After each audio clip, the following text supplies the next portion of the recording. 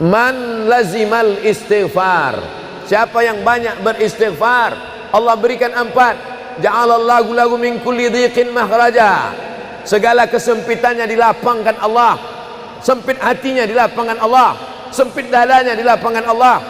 Wali wa min kulli hammin faraja, segala kesusahannya diberikan Allah kemudahan. Susah rezekinya, susah hidupnya, susah pikirannya, susah urusannya, dimudahkan Allah. Wa razaqahu min haitsu la yahtasib, diberi Allah rezeki dari jalan yang tidak disangka-sangka, yang tidak diduga-duga, datang rezeki itu. Siapa yang menjanjikan? Nabi Muhammad SAW. Nabi bicara dari mana? Wa ma yantiqu 'anil hawa in huwa illa wahyun yuha. Dia bicara bukan mengikuti hawa nafsunya, melainkan dari wahyu yang dibawa oleh Jibril dari Allah Subhanahu wa taala. Memperbanyak istighfar. Yang keempat, wa ma kana Allahu mu'adzibahum wa hum yastaghfirun. Allah tidak akan menurunkan azab wa hum yastaghfirun selama mereka mau beristighfar. Oleh sebab itu, kenapa tsunami tidak datang? Kenapa gunung tidak meletus? Kenapa air yang dari laut tidak naik ke darat? Kenapa tidak terjadi gempa bumi? Masih ada di Sidrap yang beristighfar. Masih ada orang yang bangun malam, salat sunat taubat menjelang subuh. Wabil ashari hum yastaghfirun. Menjelang azan subuh, di waktu sahur dia memperbanyak istighfar. Sependek-pendeknya astaghfirullah, agak panjang astaghfirullahalazim, lebih panjang astaghfirullahalazim alladzi la ilaha illa huwal hayyul qayyum wa atubu ilaih. Yang lebih afdal sayyidul istighfar, Allahumma anta rabbi la ilaha illa anta khalaqtani wa ana 'abduka wa ana 'ala 'ahdika wa wa'dika mastata'tu a'udzu bika min syarri ma sana'tu abu'u laka bi ni'matika 'alayya wa abu'u bi dhanbi faghfirli fa innahu la yaghfiru dzunuba illa anta. Dibaca dia setelah subuh, dijaga Allah sampai zuhur. Dibaca setelah zuhur, dipelihara sampai asar. Dibaca selepas asar, dijaga sampai maghrib. Dibaca sehabis maghrib, dijaga sampai isya. Dibaca habis isya, dijaga sampai subuh. Allahumma anta rabbi la ilaha illa anta khalaqtani wa ana 'abduka, aku hambamu, wa ana 'ala ahdika, aku dalam perjanjian denganmu, wa wa'dika, aku dalam MOU denganmu, mastata'tu, sesuai kemampuanmu. Abu ulaka bi ni'matika alayya, aku datang menghadapmu dengan nikmatmu, nikmat mata, nikmat telinga, nikmat otak, nikmat hati, nikmat buah pinggang, nikmat kaki, nikmat tangan. Wa abu bi dzambi, tapi justru aku datang membawa dosa. Aku datang membawa nikmat, tapi justru aku datang membawa dosa. Dosa telinga, dosa mata, dosa lidah, dosa hati. Mestinya aku datang membawa nikmat, datang membawa pahala. Wa abu bi dzambi, tapi justru aku datang membawa dosa. Tapi aku yakin dan percaya, fa innahu la yaghfiru dzunuba illa anta, tak ada yang bisa mengampunkan segala dosa kecuali engkau. Di musim pandemi yang selama ini selesai sholat hanya 3 kali saja. Assalamualaikum warahmatullah, assalamualaikum warahmatullah, astaghfirullahaladzim, astaghfirullahaladzim, astaghfirullahaladzim. Diperbanyak istighfar. Wallahi, kata Nabi Muhammad SAW, Nabi bersumpah, wallahi demi Allah, inni la astaghfiru ila rabbi wa atubu ilaih, aku beristighfar kepada Allah, aku bertaubat kepada Allah mi'ata marrah, 100 kali sehari semalam. Jadi kita pun bisa beristighfar 100 kali sehari semalam. Kalau kita hitung jari kita ini sendinya ada 20, 1, 2, 3, 4, 5, 6, 7, 8, 9, 10, 11, 12, 13, 14, 15, 16, 17, 18, 19, 20. 20 sendi. Habis sholat kita isi 20 istighfar, habis subuh 20, habis zuhur 20, habis asar 20, habis maghrib 20, habis isya 20, ditambah doa 20, ditambah tahajud 20, ditambah witir 20, ditambah bangun tidur malam 20. Hanya sekali putaran tulang-tulang sendi. Kata Nabi, likulli sulama minkum sedekah, setiap tulang-tulang sendi ini mesti ada sedekahnya. Apa maksud sedekah tulang sendi? Sedekah orang kaya dengan uangnya, sedekah kita dengan sedekah tulang sendi. Astaghfirullahalazim, astaghfirullahalazim, astaghfirullahalazim, astaghfirullahalazim, astaghfirullahalazim. Allah menjanjikan balasan-balasan yang disampaikan oleh Nabi Muhammad sallallahu alaihi wasallam. Tapi di antara yang paling afdal di antara zikir ini semua adalah afdalu dzikri la ilaha illallah. Tidak ada zikir yang paling afdal daripada la ilaha illallah. Maka kita baca la ilaha illallah, la ilaha illallah, la ilaha illallah, ditutup dengan kalimatu haqqin 'alaiha nahya, dengan itu kita hidup, wa 'alaiha namutu, dengan itu kita mati, wa bi'anu ba'su, dengan itu kita akan dibangkitkan di padang mahsyar. Hidupnya dengan la ilaha illallah, matinya dengan la ilaha illallah. Kenapa disebut hidupnya dengan la ilaha illallah? Karena waktu awal hidupnya ayahnya mengazankan ke telinganya, asyhadu an la ilaha illallah. Itulah makna alaiha nahya, dengan itu kita hidup. Kenapa disebut alaiha namutu, dengan itu kita mati?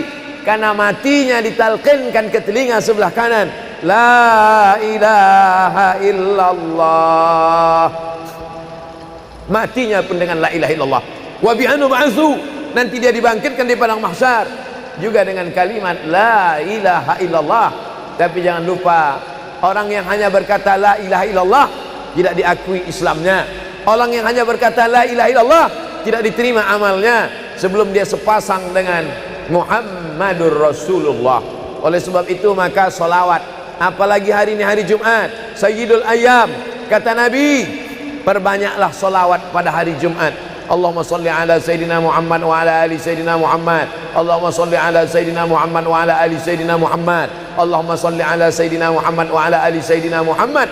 Khusus pada hari Jumat. Hari yang lain kita berselawat, tapi pada hari Jumat maka kita perbanyak solawat, solawat, solawat, solawat. Inna salatakum ma'rudatun alayya. Solawat kamu dari rumah kamu, dari tempat kamu bersolawat. Solawat orang sidrap dibawa ke Masjid Nabawi.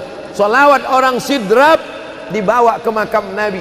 Allahumma salli ala Sayyidina Muhammad dari Masjid Agung Sidrap dibawa ke Masjid Nabawi di kota Al-Madinah Al-Munawwarah. Lalu kemudian sahabat bertanya, kaifa salatuna ma'rudatun alaika wa qad arimta? Bagaimana salawat kami dibawa ke makammu padahal engkau sudah mati, meninggal dunia? Bukankah orang yang mati itu tidak hidup? Bukankah orang mati itu dimakan cacing tanah? Apa jawab Nabi? Innallaha harramal arda ajsadal anbiya. Allah mengharamkan tanah memakan jasad para nabi. Jadi sahabat Nabi itu rasional, sahabat Nabi itu berpikir, sahabat Nabi itu bukan hanya diam, sahabat Nabi itu bukan hanya nerima saja, sahabat Nabi itu bertanya, bagaimana mungkin salawat kami bisa dibawa ke makammu padahal kau sudah mati dimakan cacing tanah? Nabi menjawab, innallaha harramal arda ajsadal anbiya. Allah mengharamkan tanah memakan jasad para nabi. Hari Jumat, pagi Jumat, petang Jumat, malam Jumat, memperbanyak salawat lebih daripada hari biasanya. Allahumma salli ala Sayyidina Muhammad wa ala ali Sayyidina Muhammad. Membaca surat Al-Kahfi. Man qara'a surat Al-Kahfi yaumal jumu'ati. Siapa yang membaca surat Al-Kahfi hari Jumat, pagi Jumat, siang Jumat, sore Jumat, malam Jumat, adha'a lahu min nur. Allah berikan dia cahaya, pencerahan, terang pandangannya, terang matanya, terang pikirannya, terang hatinya. Kalau sudah gelap, kita suntuk. Makanya anak kecil tidak boleh mati lampu. Kalau ada anak kecil malam mati lampu, nafasnya bisa sesak. Kenapa sesak? Sempit dadanya. Itu maknanya kalau Allah kasih kita terang cahaya karena membaca surat Al-Kahfi hari Jumat. Tapi jangan sampai menyuruh orang baca surat Al-Kahfi, ternyata yang ceramah ini belum baca surat Al-Kahfi. Bacalah surat Al-Kahfi. Ustaz sudah baca? Oh, saya ngajak aja. Enggak. Sebelum ceramah saya baca dulu. Malam Jumat, tadi malam. Habis sholat tahajud, duduk, baca surat Yasin, baca surat Al-Kahfi. Supaya waktu menyampaikannya plong. Karena kalau kita hanya menyuruh saja tidak mengamalkannya, terasa di dalam hati. Bacalah surat Al-Kahfi. Pembohong. Oleh sebab itu saya mengajak, tapi saya sudah baca duluan. Man qara'a surat Yasin lailatal Jum'ah. Siapa yang membaca surat Yasin malam, tidak hanya malam Jumat. Man qara'a Yasin fi lailatin, tak ada disebut malam Jumat. Siapa yang baca surat Yasin pada suatu malam, malam Senin, malam Selasa, malam Rabu, malam Kamis, malam Ahad, malam Jumat, ghufira lahu, asbaha maghfuran lah. Waktu subuh dia sudah diampunkan Allah. Adapun surat Al-Kahfi tadi malam, malam Jumat, pagi Jumat, siang Jumat, sore Jumat, sampai nanti sebelum matahari tenggelam. Dan dari salat asar sampai matahari tenggelam, waktu mustajab untuk berdoa, didoakan segala kebaikan-kebaikan. Sayyidul ayyam, induk dari segala hari. Berapa banyak orang amat sangat ingin hidup di hari ini tapi meninggal kemarin sore. Berapa banyak amat sangat ingin hidup di bulan ini tapi sudah didahului oleh ajal, janji kepada Allah Subhanahu wa taala. Jangan ada sedetik pun waktu yang sia-sia, yang kosong hampa tanpa kita isi dengan amal kepada Allah Subhanahu wa taala. Man shalla alayya salatan, siapa yang bersolawat satu kali, sallallahu alaihi biha asyra, Allah balas 10 kebaikan.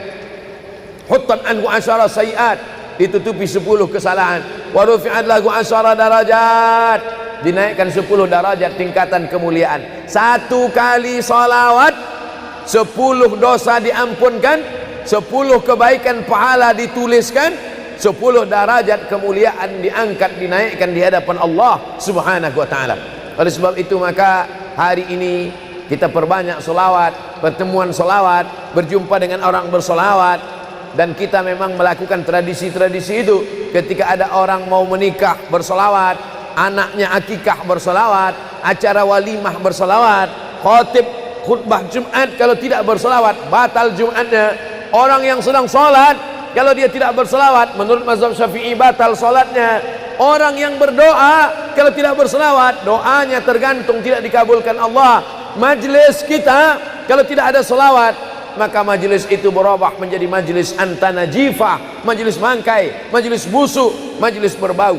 Oleh sebab itu tidak ada cara lain menolak ini semua adalah dengan cara bersolawat, solawat dan solawat. Itu poin yang ketiga. Poin yang keempat, di antara menjauhkan kita dari bala ini, tolak bala ini adalah shadaqatus sirri tadfa'u mitatas su. Sedekah menolak bala, mati su'ul khatimah. Makanya dulu kita ada istilah sedekah tolak bala. Sedekah menolak musibah, sedekah menolak bencana, sedekah menolak wabah. Oleh sebab itu maka yang selama ini biasa bersedekah kepada anak yatim, biasanya menyambut Ramadan, jangan lagi tunggu bulan Ramadan, datangi rumah anak yatim, makan mereka, sembako beras mereka, masukkan ke dalam karung 10 kilo, gula sekilo, minyak sekilo, susu saset, ikan sarden, masukkan, berikan. Ini dengan niat menolak segala musibah, segala bencana, segala wabah. Orang-orang yang mati itu kalau dia ditanya Allah Subhanahu wa taala, hai mayit, hai orang yang mati, seandainya ku kasih kau hidup lagi, mau apa tidak? Mereka amat sangat ingin hidup. Apa kata mereka? Kami ingin hidup. Laula akhartani ila ajalin qarib, kasihlah kami hidup ya Allah qarib, sebentar, sekejap, semenit, sedetik saja. Kalau aku kasih kau hidup, kau mau apa? Kata Allah. Mereka menjawab, dalam Al-Quran diceritakan, laula akhartani ila ajalin qarib, kalau kau kasih aku hidup walaupun sedetik saja, fa as-saddaqa, aku mau bersedekah ya Allah. Kenapa orang mati itu tidak berkata, kasih aku hidup sedetik saja, aku mau haji dan umrah? Tidak ada. Kasih aku sedetik saja, aku mau pergi berjihad? Tidak. Kasih aku sedetik saja, aku mau sholat sepanjang malam? Tidak. Mereka mengatakan, fa as-saddaqa, aku mau bersedekah. Mengapa orang mati itu kalau dihidupkan mau bersedekah? Dijawab oleh para ulama, karena haji dan umrah balasannya nanti setelah hisab masuk surga. Al-hajjul mabrur, haji yang mabrur, laisa lahu jaza illal jannah, balasannya surga. Tapi sedekah balasannya sudah didapatkan ketika dikubur. Begitu mati masuk kubur langsung dapat balasan sedekah. Itulah makanya kata Nabi, idza matal insan, kalau manusia mati inqata'a, putus amalnya. Tapi ada yang tak putus, shadaqatun jariyah, sedekah yang mengalir. Belum bangkit dari kubur, belum padang mahsyar, belum hisab, belum timbangan amal, belum meniti titian siratal mustaqim, balasannya sudah nampak. Itu kehebatan sedekah dibandingkan amal yang lain. Oleh sebab itu sedekah ini luar biasa. Shadaqatus sirri tadfa'u mitatas su, sedekah menolak mati su'ul khatimah, sedekah menolak bala. Man lazimal istighfar, siapa yang banyak beristighfar, Allah berikan 4. Ja'alallahu lahu min kulli dhiqin makhraja, segala kesempitannya dilapangkan Allah, sempit hatinya dilapangkan Allah, sempit dadanya dilapangkan Allah. Wali wa min kulli hammin faraja, segala kesusahannya diberikan Allah kemudahan. Susah rezekinya, susah hidupnya, susah pikirannya, susah urusannya, dimudahkan Allah. Wa razaqahu min haitsu la yahtasib, diberi Allah rezeki dari jalan yang tidak disangka-sangka, yang tidak diduga-duga, datang rezeki itu. Siapa yang menjanjikan? Nabi Muhammad SAW. Nabi bicara dari mana? Wa ma yantiqu 'anil hawa in huwa illa wahyun yuha. Dia bicara bukan mengikuti hawa nafsunya, melainkan dari wahyu yang dibawa oleh Jibril dari Allah Subhanahu wa taala. Memperbanyak istighfar. Yang keempat, wa ma kana Allahu mu'adzibahum wa hum yastaghfirun. Allah tidak akan menurunkan azab wa hum yastaghfirun selama mereka mau beristighfar. Oleh sebab itu, kenapa tsunami tidak datang? Kenapa gunung tidak meletus? Kenapa air yang dari laut tidak naik ke darat? Kenapa tidak terjadi gempa bumi? Masih ada di Sidrap yang beristighfar. Masih ada orang yang bangun malam, salat sunat taubat menjelang subuh. Wabil ashari hum yastaghfirun. Menjelang azan subuh, di waktu sahur dia memperbanyak istighfar. Sependek-pendeknya astaghfirullah, agak panjang astaghfirullahalazim, lebih panjang astaghfirullahalazim alladzi la ilaha illa huwal hayyul qayyum wa atubu ilaih. Yang lebih afdal sayyidul istighfar, Allahumma anta rabbi la ilaha illa anta khalaqtani wa ana 'abduka wa ana 'ala 'ahdika wa wa'dika mastata'tu a'udzu bika min syarri ma sana'tu abu'u laka bi ni'matika 'alayya wa abu'u bi dhanbi faghfirli fa innahu la yaghfiru dzunuba illa anta. Dibaca dia setelah subuh, dijaga Allah sampai zuhur. Dibaca setelah zuhur, dipelihara sampai asar. Dibaca selepas asar, dijaga sampai maghrib. Dibaca sehabis maghrib, dijaga sampai isya. Dibaca habis isya, dijaga sampai subuh. Allahumma anta rabbi la ilaha illa anta khalaqtani wa ana 'abduka, aku hambamu, wa ana 'ala ahdika, aku dalam perjanjian denganmu, wa wa'dika, aku dalam MOU denganmu, mastata'tu, sesuai kemampuanmu. Abu ulaka bi ni'matika alayya, aku datang menghadapmu dengan nikmatmu, nikmat mata, nikmat telinga, nikmat otak, nikmat hati, nikmat buah pinggang, nikmat kaki, nikmat tangan. Wa abu bi dzambi, tapi justru aku datang membawa dosa. Aku datang membawa nikmat, tapi justru aku datang membawa dosa. Dosa telinga, dosa mata, dosa lidah, dosa hati. Mestinya aku datang membawa nikmat, datang membawa pahala. Wa abu bi dzambi, tapi justru aku datang membawa dosa. Tapi aku yakin dan percaya, fa innahu la yaghfiru dzunuba illa anta, tak ada yang bisa mengampunkan segala dosa kecuali engkau. Di musim pandemi yang selama ini selesai sholat hanya 3 kali saja. Assalamualaikum warahmatullah, assalamualaikum warahmatullah, astaghfirullahaladzim, astaghfirullahaladzim, astaghfirullahaladzim. Diperbanyak istighfar. Wallahi, kata Nabi Muhammad SAW, Nabi bersumpah, wallahi demi Allah, inni la astaghfiru ila rabbi wa atubu ilaih, aku beristighfar kepada Allah, aku bertaubat kepada Allah mi'ata marrah, 100 kali sehari semalam. Jadi kita pun bisa beristighfar 100 kali sehari semalam. Kalau kita hitung jari kita ini sendinya ada 20, 1, 2, 3, 4, 5, 6, 7, 8, 9, 10, 11, 12, 13, 14, 15, 16, 17, 18, 19, 20. 20 sendi.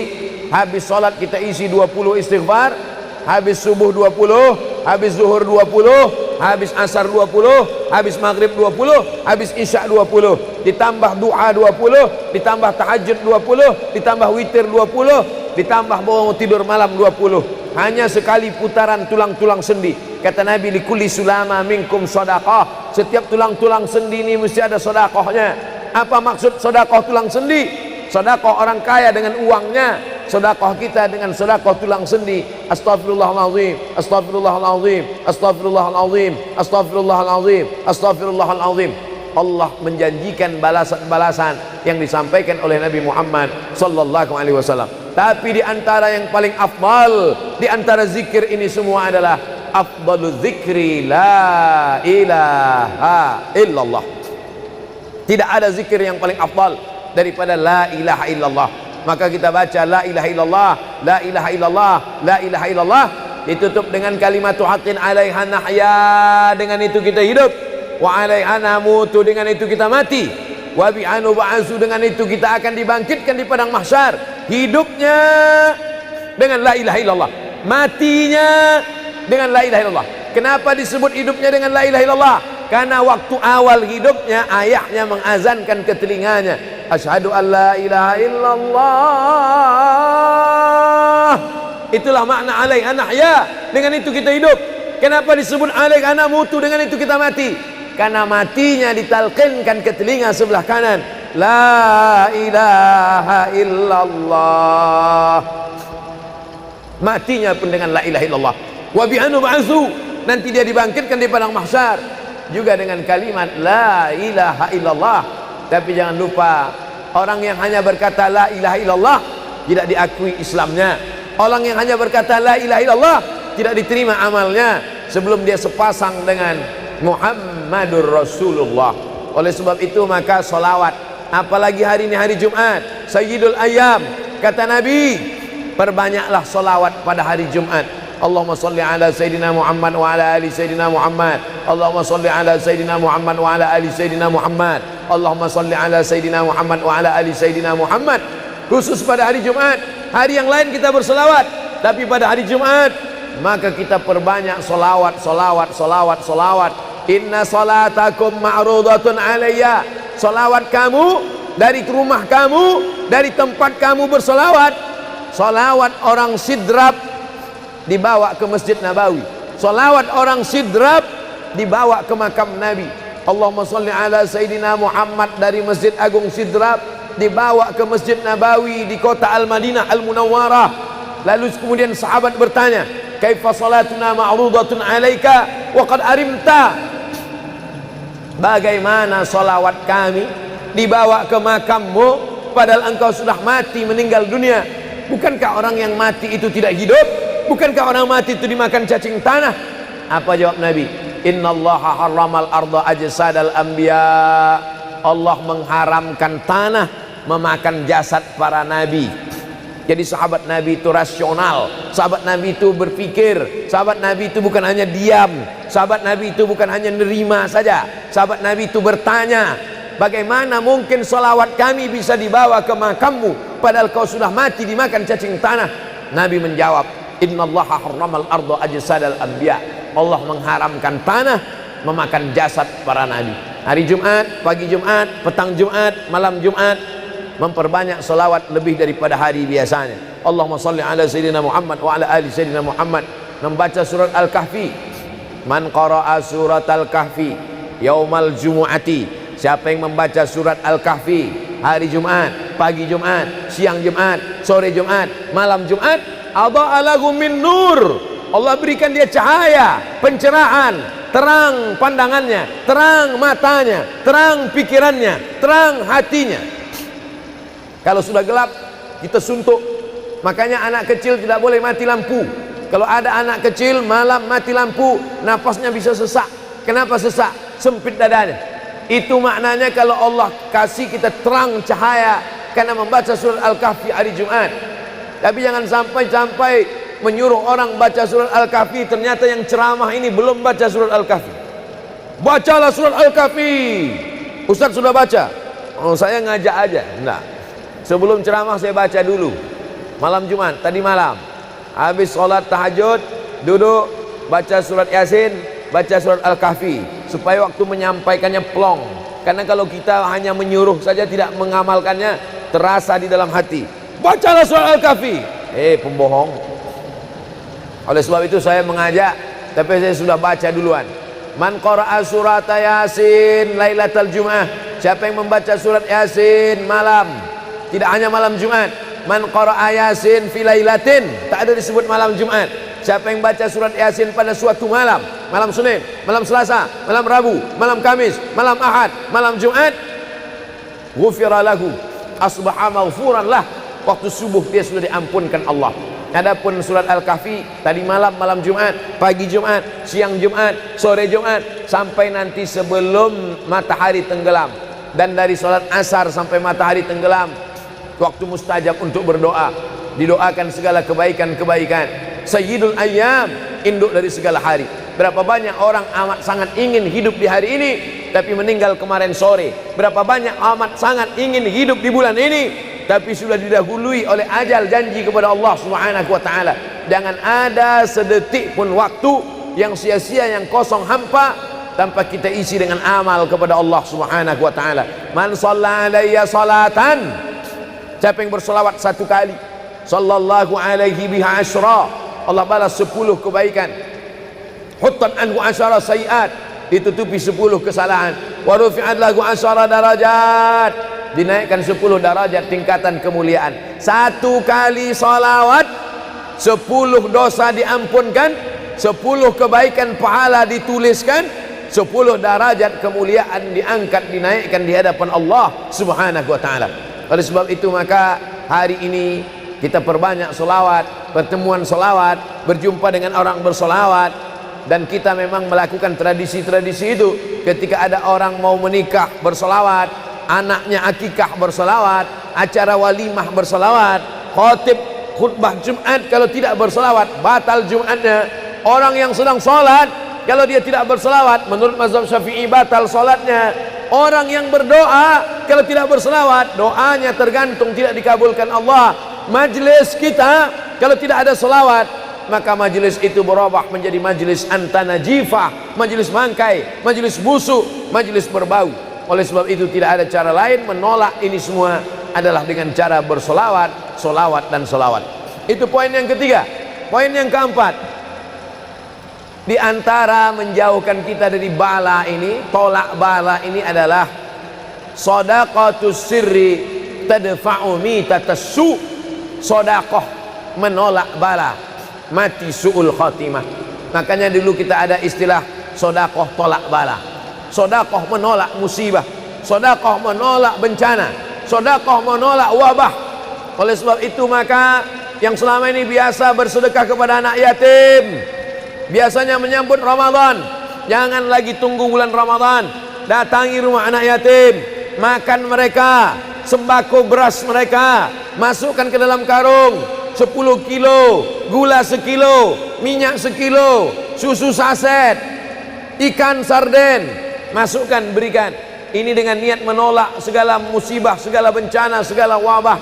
Orang-orang yang mati itu kalau dia ditanya Allah Subhanahu wa taala, hai mayit, hai orang yang mati, seandainya ku kasih kau hidup lagi, mau apa tidak? Mereka amat sangat ingin hidup. Apa kata mereka? Kami ingin hidup. Laula akhartani ila ajalin qarib, kasihlah kami hidup ya Allah qarib, sebentar, sekejap, semenit, sedetik saja.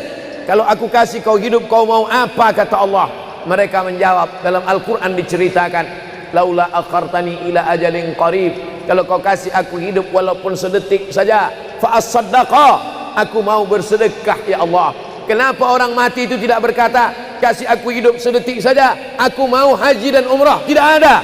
Kasih aku sedetik saja, aku mau pergi berjihad? Tidak. Kasih aku sedetik saja, aku mau sholat sepanjang malam? Tidak. Mereka mengatakan, fa as-saddaqa, aku mau bersedekah. Mengapa orang mati itu kalau dihidupkan mau bersedekah?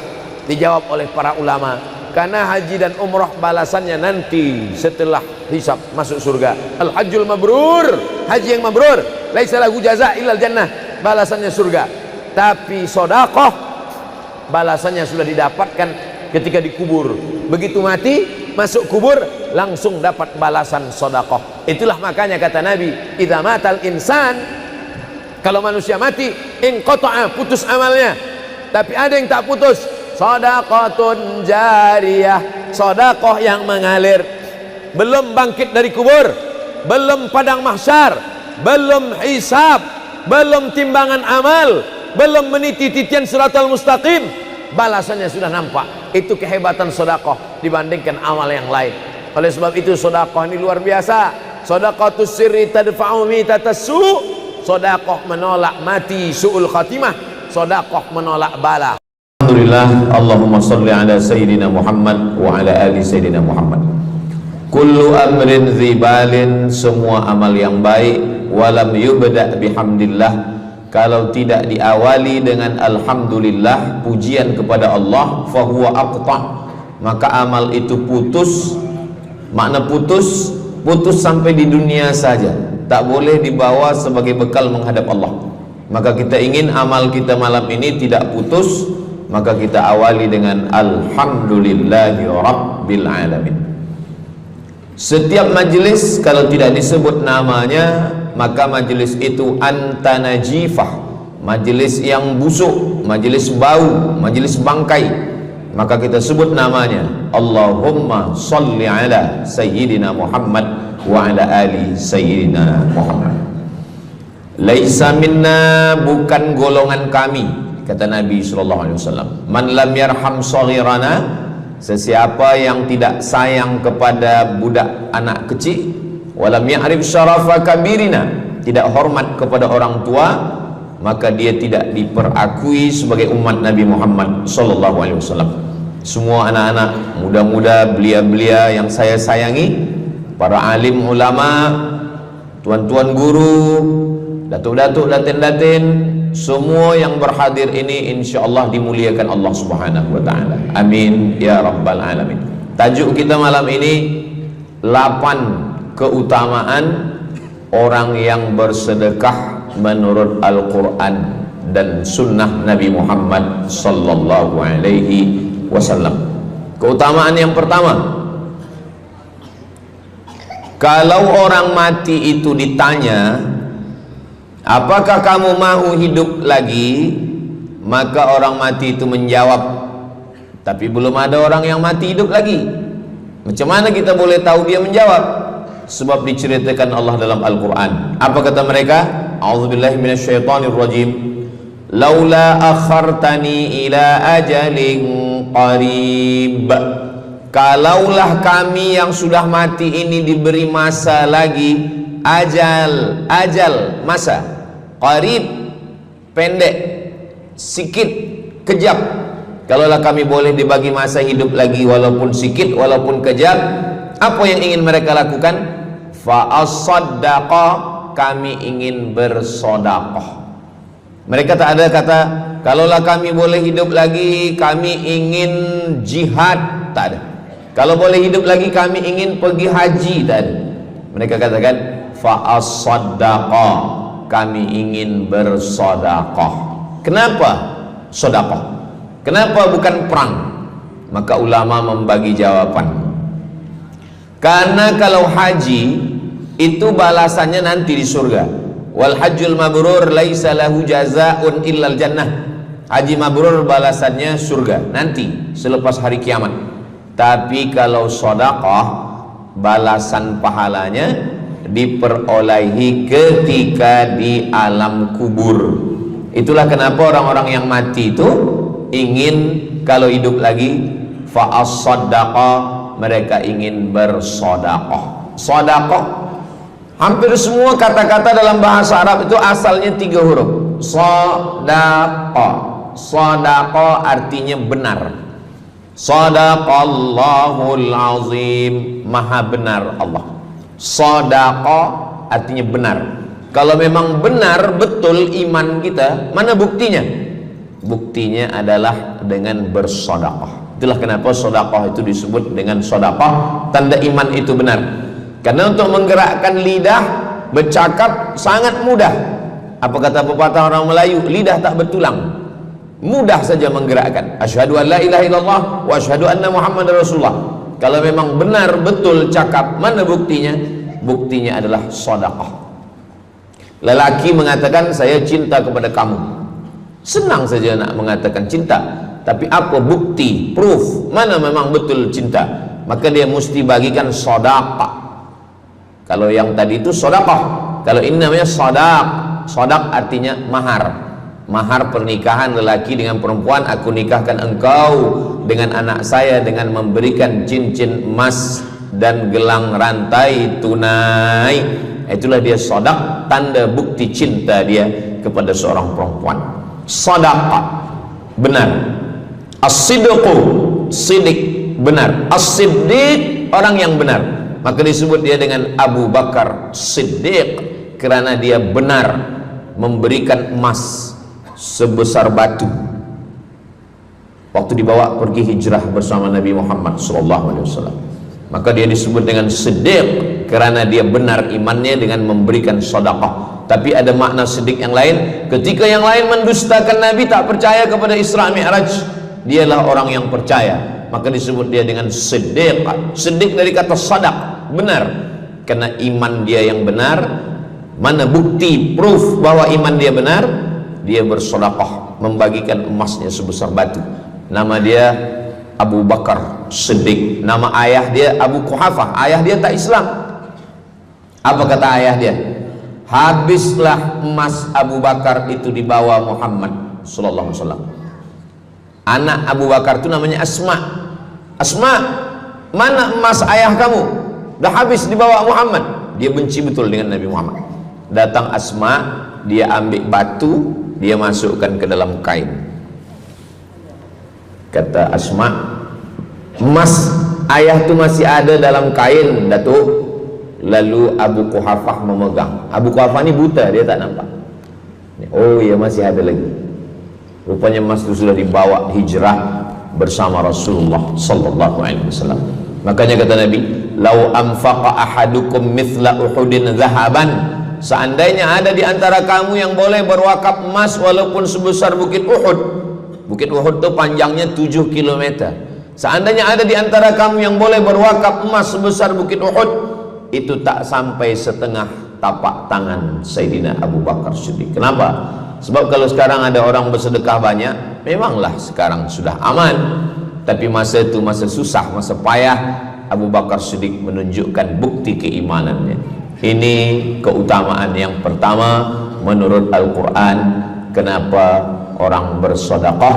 Karena orang-orang mati, kalau dia boleh bagi tambah umur hidup lagi, mereka berkata, fa'as-saddaqa, kami ingin bersedekah. Itu yang pertama. Yang kedua, sampai berapa nih? Sampai 8. Tadi saya dibagi tahu Ustadz sampai 8, atau tak pun sampai 8, kalau dah habis 60 menit habis. Yang kedua, idzas sama'um fatarat, langit terbelah, wa idzal kawakibun tasarat, planet bertembung, berjatuhan, wa idzal biharu fujirat, lautan diletupkan, tsunami namanya, wa idzal qubur bu'athirat, semua yang dikubur dibangkitkan. Selepas itu kita pun bangkit dari kubur. Innama amruhu idza arada syai'an ayyakula lahu kun fayakun. Bila kita bangkit, tak ada atap, tak ada dinding, tak ada pokok kayu, semua gunung-gunung macam bulu kambing dihembus angin. Wa takunul jibalu kal ihnil manfush, macam bulu kambing dihembus angin. Di mana kita bernaung, di mana kita berlindung? Kata Nabi sallallahu alaihi wasallam. Ini yang kedua. Kullu mri'in tahta zilli sadaqatihi, orang akan bernaung di bawah sedekah.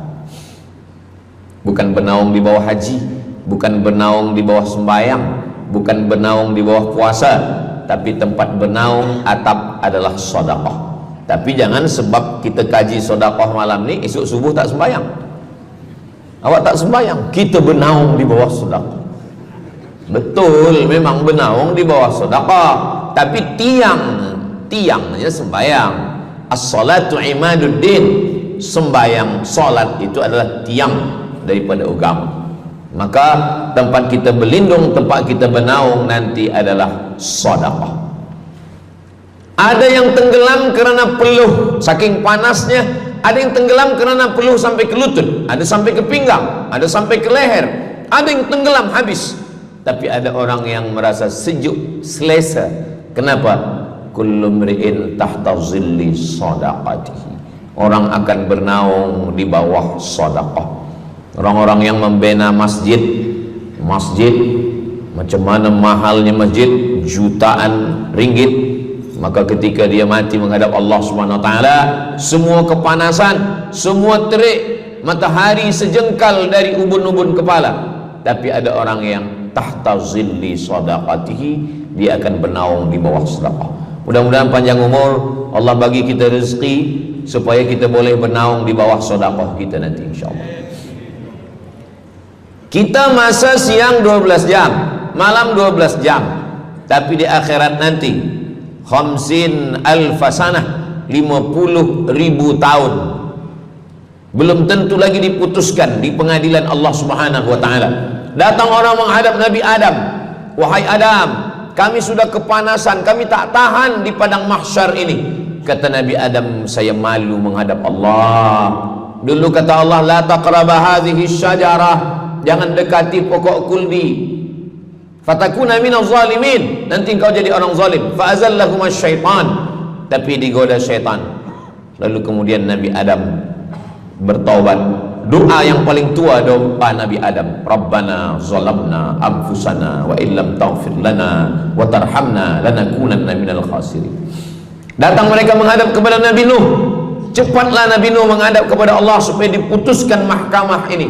Kata Nabi Nuh, saya malu menghadap Allah. Anak saya Kan'an, masa saya panggil, ya bunayya, wahai anak saya Kan'an, irkam ma'ana, ayo mari naik ke atas perahu sampan ayah. Apa kata Kan'an? Sa'awi ila jabali ya'simuni minal ma, saya naik sampan, saya naik ke atas bukit, saya akan selamat. Rupa-rupanya hujan 40 hari 40 malam, tenggelam. Kita belum lagi 40 hari 40 malam, baru 2 hari buaya dah naik ke jalan. Macam mana 40 hari 40 malam? Maka saat itu, saat anaknya Kan'an akan tenggelam, apa kata Nabi Nuh? Ya Rabbi, ya Allah, inna bni min ahli, itu anakku ya Allah. Allah marah. Apa kata Allah? Innahu laisa min ahlik, dia bukan anakmu. Innahu amalun ghairu salih, karena amal dia tak baik. Nabi Nuh malu menghadap Allah. Datang mereka kepada Nabi Musa alaihissalam. Kata Nabi Musa, saya pun malu menghadap Allah kerana perbuatan Bani Israel, umat saya jahat. Mereka datang menghadap Nabi Isa. Kata Nabi Isa, saya malu menghadap Allah kerana mereka menyembah saya selepas saya meninggalkan mereka. Pada akhirnya mereka datang menghadap Sayyidina wa Maulana wa Syafi'ina Muhammad sallallahu alaihi wasallam. Hanya Nabi Muhammad lah yang berani menghadap Allah. Sebab apa? Sebab dia umatnya. Maka walaupun kita umat yang paling kecil, umur paling pendek, badan paling tidak bertenaga, tapi kita adalah umat yang pertama nanti yang akan diputuskan perkara, dan kita adalah umat yang pertama akan masuk ke dalam surga Allah Subhanahu wa ta'ala. Maka banyak mereka yang ingin menjadi umat Nabi Muhammad. Bahkan Nabi Musa pun ingin menjadi umat Nabi Muhammad sallallahu alaihi wasallam. Masa Umar bin Khattab datang membawa lembaran-lembaran Taurat, Nabi berkata, apa itu wahai Musa? Taurat. Nabi Muhammad SAW memanggil, mari Taurat. Lalu Nabi Muhammad mengkoyak. Apa kata Nabi? Lau kana Musa hayyan ma wasa'ahu illa iyattabi'ani. Kalaulah Musa masih hidup, dia pasti akan ikut saya. Dan itu betul pada peristiwa Isra dan Mi'raj. Nabi jadi imam, Nabi Musa jadi makmum, Nabi Isa jadi makmum, Nabi Ibrahim jadi makmum, semua nabi-nabi jadi makmum. Imamnya adalah Sayyidina wa Maulana Muhammad sallallahu alaihi wasallam. Jadi keutamaan yang kedua, kita bernaung di bawah sedekah. Yang ketiga,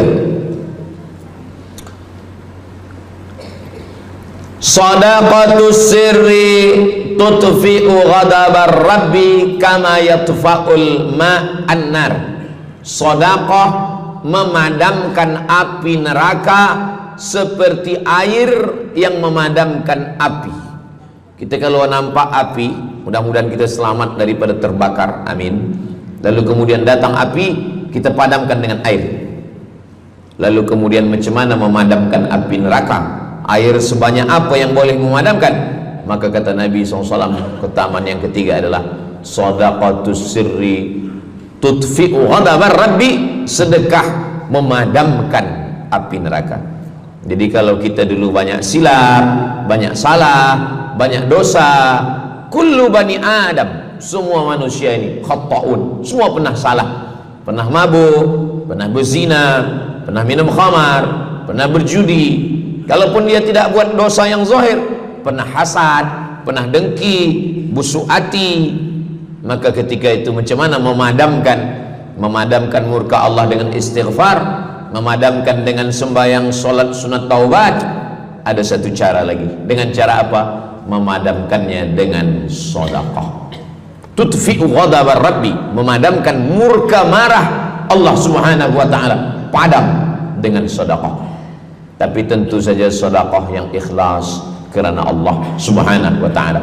Datang seorang yang sudah banyak dosa menghadap Nabi, menghadap pendeta Yahudi. Wahai pendeta Yahudi, saya ini banyak salah, banyak dosa. Saya sudah membunuh 99 orang. Apakah mungkin Tuhan mengampunkan dosa saya? Kata pendeta Yahudi, Tuhan tidak mengampuni dosa kamu karena kamu sudah membunuh. Dia cabut pisau dia. Kalau begitu, kamulah yang ke-100. Dia dah bunuh 99. Itu maka saya takut juga kalau datang orang. Ustaz Somad, apakah Allah mengampuni dosa saya? Apa dosa kamu? Membunuh orang. Ayo Allah ampunkan dosa. Faqtulu anfusakum, bunuhlah diri kamu. Surat Al-Baqarah. Bunuhlah diri kamu. Fataba alaikum, Allah menerima taubat kamu dengan membunuh diri. Sebab Bani Israel minta ampun kepada Allah bukan dengan istighfar, minta ampun kepada Allah bukan dengan sembahyang taubat. Bani Israel kalau dia minta ampun kepada Allah dulu zaman Nabi Musa, dia ambil pedang, dia ambil parang panjang, dia cari orang yang sama-sama berdosa. Saya ada dosa, saya cari tuan-tuan yang ada dosa. Tuan ada dosa? Ada. Kita nak bertaubat? Ya, ayo kita. Nanti kita sama-sama cincang. Nanti tuan cincang saya cincang tuan. Kita sama-sama mati. Baru Allah ampunkan dosa. Faqtulu anfusakum, bunuhlah diri kamu. Fataba alaikum, Allah menerima taubat kamu. Tapi syariat Nabi Muhammad sallallahu alaihi wasallam, ma min muslimin yuznibu dzamban, kalau ada yang silap khilaf salah, summa yatatahhar, mandi taubat. Apalagi kita di Bandar Seri Begawan, bila tadi pesawat terbang nak landing turun, nampak cantik laut keliling. Jadi siapa nak mandi taubat, pergi ke laut. Kalau sampai ke tengah laut, bukan cuma dosa hilang, orangnya hilang sekali. Aku mandi taubat, saya mandi taubat. Selepas mandi taubat, tak boleh mandi taubat, wudu. Tak boleh wudu, tayamum. Selepas itu sembahyang sunat taubat. Usolli sunnatat taubat raka'ataini lillahi ta'ala. Dosanya perlu sebut, jangan sebut. Ada seorang lelaki, maaf, nafsu dia tinggi. Lalu di jalan dia nampak perempuan. Selepas itu maaf, dia cium. Selepas itu dia datang ke Nabi, dia mengadu, ya Rasulullah, tadi saya melakukan begini-begini. Tegak Umar bin Khattab, Allah sudah tutupi, kenapa kamu bukakan di hadapan orang ramai? Allah mengampuni manusia kecuali al-mujahirun. Al-mujahirun menampakkan dosanya dan bangga dengan dosanya. Ini orang akhir zaman ini sekarang banyak mujahirun. Dia mabuk, dia live streaming. Hai guys, dah mabuk ke malam ni? Ini al-mujahirun. Maka ulil amri mesti ambil hukum. Tapi orang yang pernah berdosa, pernah silap, pernah salah, jangan cerita lagi, tutup. Suami-suami kalau bertobat kepada Allah, mengadu kepada Allah, cukup. Jangan cerita ke istri. Allah menerima, istri tak terima. Jadi taubat cukup kepada Allah Subhanahu wa taala, mengadu dah. Bangkit tahajud malam minta kepada Allah. Jangan suara kuat-kuat. Cukup. Sebab tidak semua kejujuran boleh diterima orang lain. Tak semua perempuan boleh menerima kejujuran. Sakit hati dia. Allah Subhanahu wa taala Maha Pengampun. Selepas itu kemudian wa asbi'is sayyi'atal hasanata, dosa-dosa silap khilaf masa lalu bagaimana menutupinya? Hasanata, perbuatan baik. Sembahyang baik, sholat baik, tapi ada yang paling baik. Apa dia?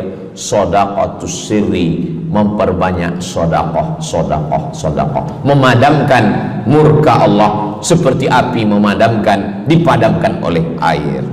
Marah itu adalah kobaran dari api neraka. Bila kita sedang marah, itu adalah api neraka lahab. Lahab itu artinya berkobar. Lahab pakai ba, lahab. Sebab saya pernah juga lalu di satu jalan, ada rumah makan, restoran Abu Lahab, pakai P, lahab, mungkin lahab, makan lahab.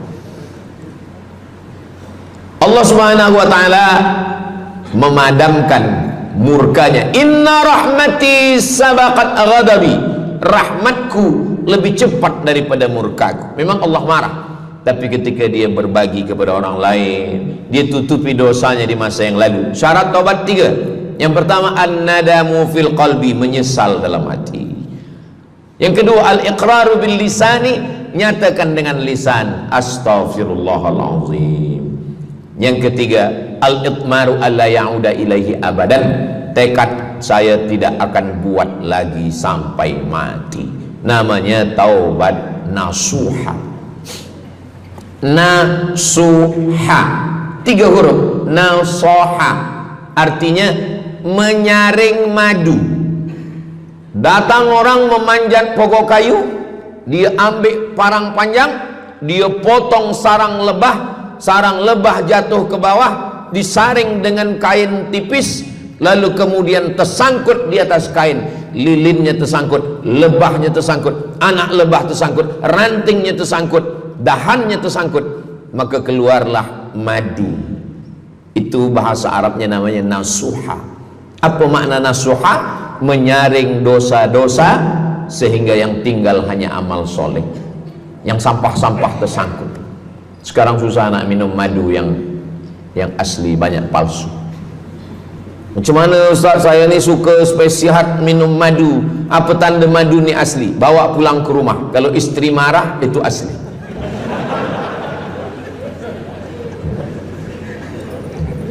Yang keempat, ini jangan diingat, lupakan. Yang keempat, apa itu keutamaan sedekah? Kata Nabi sallallahu alaihi wasallam, as-sadaqatu, sedekah itu tadfa'u mitatas su', menolak mati su'ul khatimah. Tak ada guna amal elok baik kalau mati dalam keadaan su'ul khatimah. Kita selalu berdoa, Allahumma khtim lana bihusnil khatimah. Maka cara untuk menolak mati su'ul khatimah ini adalah dengan cara sedekah. Banyak orang mati husnul khatimah, bukan ulama, meninggal di dalam Masjidil Haram sedang pakai ihram, selepas tawaf di belakang makam Ibrahim ketika sedang sujud terakhir. Itulah mati yang paling indah. Dalam wudhu sedang sembahyang, di sujud terakhir dalam tanah haram, dalam Masjidil Haram, di belakang makam Ibrahim. Meninggal, dibawa jenazah balik. Orang datang bertanya kepada ibunya, dia masih pemuda belia, apakah dia ulama? Dia bukan ulama. Kenapa dia mulia betul? Apakah dia pernah perang ke Palestina? Tidak. 2-3 hari selepas itu datang satu perempuan membawa budak kecil. Kamu siapa? Kami adalah orang yang tiap bulan dapat kiriman beras, minyak dan makanan dari pemuda ini. Saya maaf, seorang janda, ini anak-anak saya, dan dia selalu bagikan uang dia untuk makankan. Jadi nanti kalau ada orang meninggal, tiba-tiba selepas itu datang janda membawa anak, itu tanda husnul khatimah. Sebab dia belum nikah, dia masih lajang. Allah menunjukkan bahwa kalau engkau berbuat sedekah, maka Allah Subhanahu wa taala memberikan keutamaan husnul khatimah. Bukan setakat diselamatkan dari su'ul khatimah, tapi mendapatkan husnul khatimah. Ada seorang dari Maghribi, dari Maroko, Mesir, Libya, Tunisia, Algeria, Maghribi. Orang Maghribi ini bermimpi. Dalam mimpinya dia berjumpa dengan Nabi Muhammad SAW. Kata Nabi, engkau pergi ke Saudi Arabia, cari di kampung ini, nanti engkau jumpai seorang pemuda, sampaikan salamku kepada dia, katakan dia penghuni surga. Malam pertama mimpi, iya ke? Tidak ke? Jangan-jangan setan. Tak betul. Malam kedua mimpinya sama. Engkau pergi ke Saudi Arabia, datangi kampung ini, jumpai seorang pemuda namanya si fulan, bagi tahu ke dia, salamku untuk dia, sampaikan kepada dia bahwa dia penghuni surga. Nah, 2 kali. Ini udah agak kuat. Tunggu 3 kali, sampai 3 malam mimpinya sama. Akhirnya orang Maghrib ini terbang dari Casablanca sampai ke Jeddah. Dari Jeddah dia cari kampung yang disebut dalam mimpi. Sampai itu dia cari pemuda. Adakah di kampung ini seorang pemuda namanya si fulan? Betul. Dia tengok, biasa saja. Bukan ulama, bukan macam Musa Abdul Somad. Tak mungkin mimpi salah 3 kali betul-betul. Lalu disampaikan kepada dia, fulan, saya 3 malam bermimpi Rasul SAW menyampaikan salam kepada engkau, Assalamualaikum. Kata Nabi, engkau adalah penghuni surga. Dia pun terkejut. Saya bukan ulama, saya orang biasa. Apa amal kamu? Sembahyang saya biasa saja, puasa sunat saya biasa saja. Hanya saja saya tak pernah menyimpan hasad dendam, dan saya selalu membagikan uang kepada fakir miskin, anak yatim dan du'afa. Selepas mendapatkan itu dia pun menangis, dia pun bersedih karena dia merasa dia tak layak dicintai, karena dia merasa banyak silap, banyak salah. Rupanya rahmat Allah itu turun bukan kepada orang yang alim tapi sombong, bukan kepada orang yang kaya tapi takbur, tapi kepada orang yang hatinya hancur berkeping karena takut kepada Allah Subhanahu wa ta'ala. Selepas itu dia pun meninggal dalam keadaan husnul khatimah setelah mendapatkan janji dari Rasulullah sallallahu alaihi wasallam.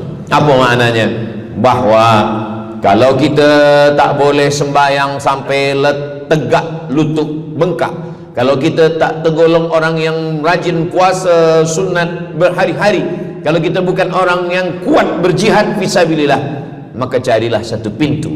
Pintu itu bernama babus sedekah. Karena banyak yang sudah melaluinya dan mereka dimuliakan Allah, diselamatkan daripada su'ul khatimah. Yang keberapa? Kelima. Saya sebetulnya ingat, saya nak cuba aja. Kalau jamaah masih ingat, itu maknanya mereka masih konsen lagi, masih sedar. Kalau dah terserah Ustaz lah nama berapa, kami pun dah nak balik ke dalam. Yang kelima, dawu mardakum bis sadaqah. Yang kelima, dawu mardakum bis sadaqah. Obati orang yang sakit di antara kamu dengan sedekah. Datang seorang lelaki yang lututnya bernanah menemui Imam Abdurrahman ibnu Mahdi. Wahai Imam Abdurrahman bin Mahdi, lutut saya ini bernanah tak sihat-sihat. Kata Imam Abdurrahman bin Mahdi, saya ingat satu hadis Rasulullah, dawu mardakum bis sadaqah. Cuba engkau cari kampung yang di kampung itu tak ada air, kamu buat perigi. Di kampung saya namanya perigi. Lalu dia pun pergi ke kampung yang tak ada air, dia galikan perigi. Selepas itu sehari, 2 hari, 3 hari, sepekan, sebulan, lutut dia sihat kering. Dia datang lagi kepada Imam Abdurrahman ibnu Mahdi. Alhamdulillah Imam Abdurrahman ibnu Mahdi, lutut saya sudah sihat. Apa hubungan lutut dengan sedekah?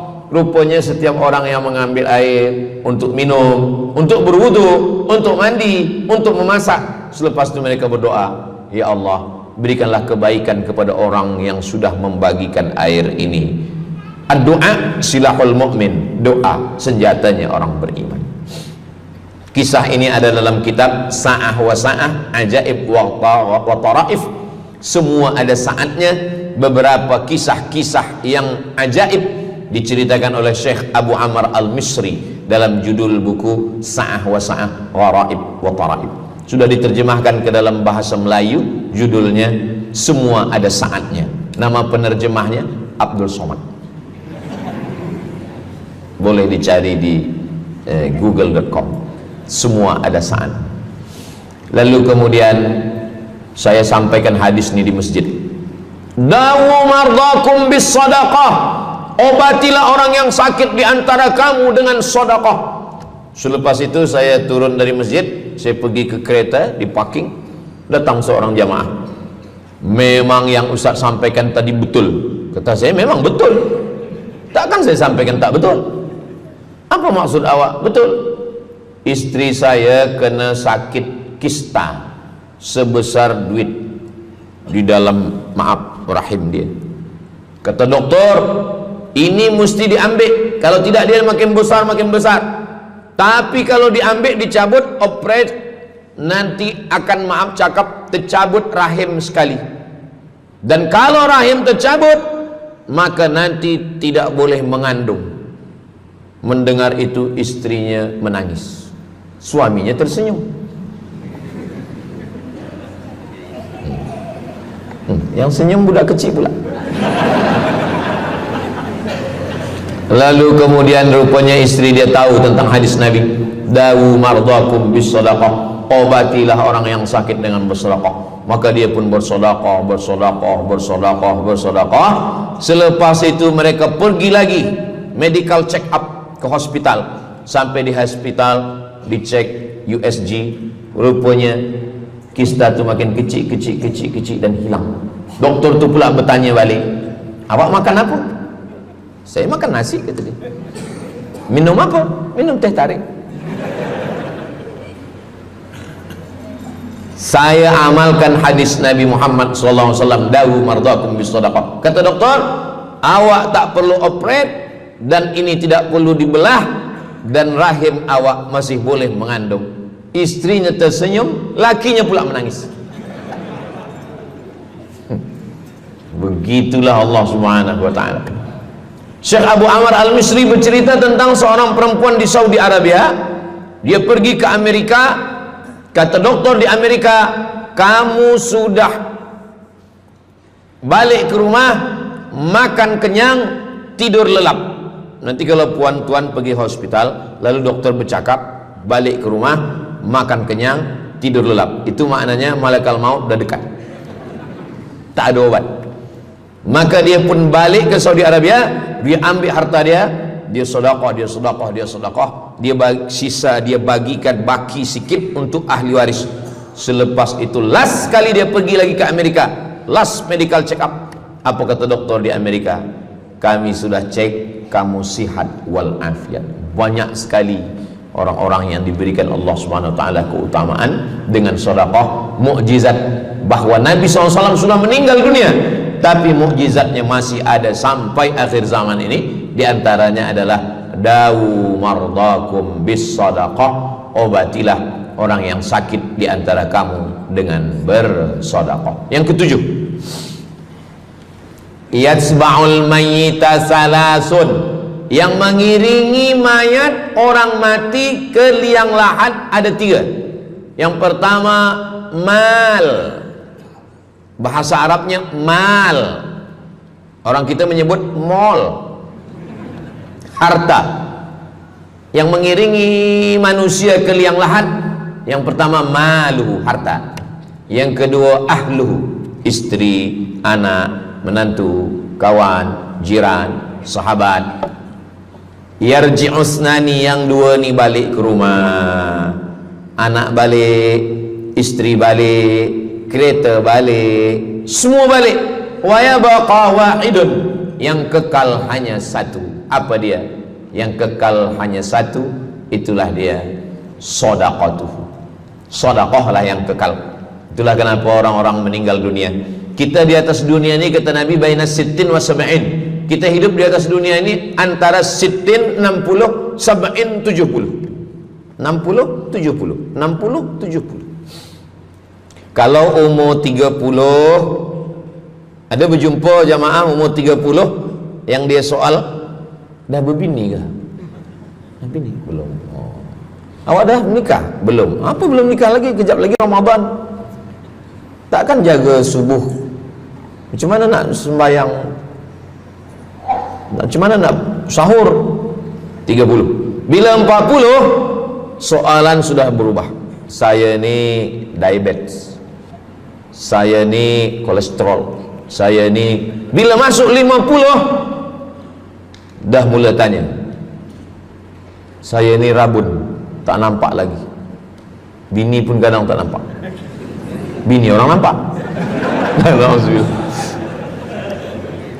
Bila 60, mendengar tazkirah Ustaz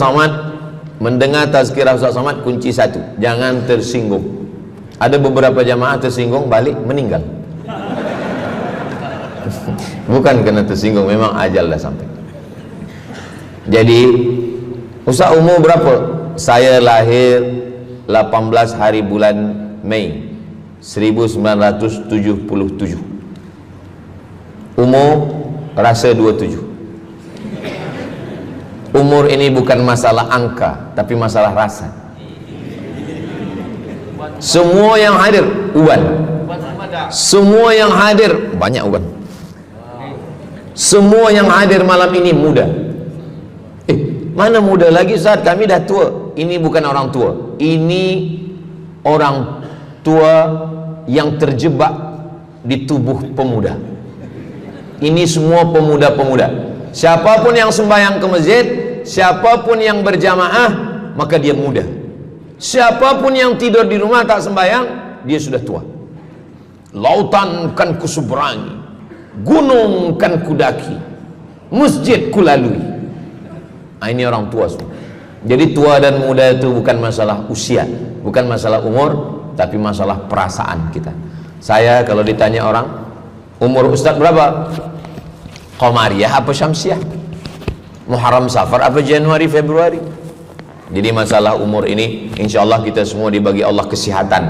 Amin ya rabbal alamin. Yang sakit-sakit diangkat Allah penyakitnya. Amin. Jadi kata Nabi sallallahu alaihi wasallam, semuanya tinggal, wa yabqa wahidun, yang tinggal hanya satu, wa amaluhu, di antara amal adalah sedekah. Itu yang ketujuh. Nabi meninggal umur 63 tahun. Abu Bakar Siddiq 63 tahun. Imam Syafi'i lahir 150, meninggal 204. Imam Syafi'i lahir di Gaza, Palestina. Semoga Allah menolong saudara kita di Palestina. Imam Syafi'i lahir di Palestina, di Gaza 150 Hijrah. Meninggal di Fustat, Kahirah, Mesir 204. Imam Syafi'i umurnya hanya 54 tahun. 50, muda. Tapi Imam Syafi'i berada di alam barzah 204, sekarang sudah 1447, 1447 tahun. Apa maknanya? Berarti Imam Syafi'i di alam kubur sudah 1200 tahun. Soalan, lebih lama di atas tanah atau di dalam tanah? Lebih lama di alam barzah. Di alam rahim 9 bulan 10 hari. Di alam dunia 63 tahun. Kalau sampai di alam kubur menunggu hari kiamat. Imam Syafi'i sudah 1200 tahun. Tapi setiap detik, setiap menit, setiap jam, dari maghribi sampai ke Nusantara, semua orang menyebut nama Syafi'i, Syafi'i, Syafi'i, Syafi'i. Setiap kampung ada nama orang Syafi'i, setiap kawasan ada nama orang Syafi'i. Begitulah mulianya Imam Syafi'i. Kita, seandainya kita mati, berapa lama lagi kita di alam barzakh? Dulu ada yang mengatakan kiamat 2012, rupanya tak jadi. Kan ada filmnya, kiamat 2012, Steven Spielberg. Tak jadi. Yas'alunaka 'anis sa'ati ayyana mursaha. Mereka bertanya kepadamu tentang hari kiamat. Qul, katakan, la ya'lamuha illa hu. Yang tahu hanya Allah Subhanahu wa ta'ala. Pikirkan, kalau kita mati, apa yang akan mengalir? Rumah kita dijual anak kita, dibagi-bagi kepada ahli waris. Kereta kita dijual semuanya. Tapi orang yang membina masjid di Brunei Darussalam, masjid dah cantik-cantik, besar-besar, elok-elok. Tadi kami cerita tentang Muslim yang ada di Kamboja, yang ada di Vietnam, yang ada di Myanmar, kesusahan, kepayahan, yang ada di Palestin. Itu kalau kita tolong, mengalir sampai hari kiamat. Kita fikirkan apa yang akan mengalir selepas kita mati menghadap Allah Subhanahu wa ta'ala. Di antara yang pasti mengalir, anak belum tentu. Waktu kita hidup dia soleh, selepas kita mati dia stres. Na'udzubillah. Mudah-mudahan anak-anak kita semua anak-anak yang soleh-soleh. Tapi yang pasti adalah sedekah. Maka kita siapkan sedekah menolong agama Allah Subhanahu wa ta'ala. Yang ke-8, kata Nabi sallallahu alaihi wasallam, idza matal insan, hadisnya ada dalam Sahih Muslim. Idza matal insan, ada orang yang membaca hadis ini idza mata ibnu Adam. Idza mata ibnu Adam itu tarjamah, bukan bunyi teks. Bunyi teksnya idza matal insan, kalau manusia mati, inqata'a, putus. Tapi banyak yang salah faham tentang hadis nih. Kamu malam ni tak ada buat kenduri orang mati, tak ada baca doa, tak ada baca yasin, tak ada baca tahlil. Idza matal ibnu Adam, kalau manusia sudah mati, putus. Jangan kirim-kirim doa lagi. Banyaklah soalan ke saya, Ustaz Abdul Somad, ya, macam mana kalau orang sudah mati tak ada anak, lalu siapa yang mendoakan dia? Kata saya, yang mendoakan dia saya. Allahumma ghfir lahu warhamhu wa'afihi wa'fu anhu. Siapa yang akan bacakan Al-Fatihah untuk dia? Saya akan bacakan Al-Fatihah. Saya tengok muka dia macam ragu,